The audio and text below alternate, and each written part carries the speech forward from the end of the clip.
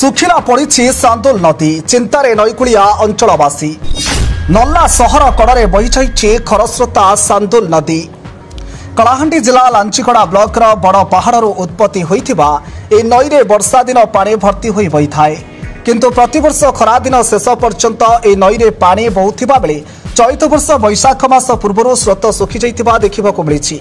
ए नदी नल्ला निर्वाचन मंडलीर जीवन रेखा सदृश कारण नईकुड़िया अंचलवासी उठा जलसेचन माध्यम धान चाष सहित सूर्यमुखी चीनाबादाम भली विभिन्न चाष कर लाभवान होइथांती किंतु किछि वर्ष होला स्वल्प वृष्टि सहित नईर बाली को बेआईन भाव चोरी करने फल बाली शून्य होई स्रोत सुखी जाउथिबा अभियोग करिसेंती अंचलवासी।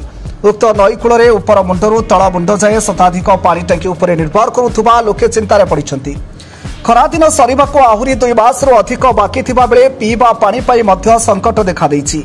नईर स्रोत बंद हेबा जोगु नईकुड़िया ग्रामवासी आड़ी बंध करी गाधौथिबा नजर को आसीछि।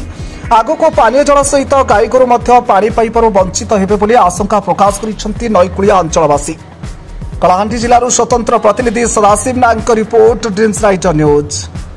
ड्रीम्स राइडर सब समय रे आपणक सेवारे धन्यवाद।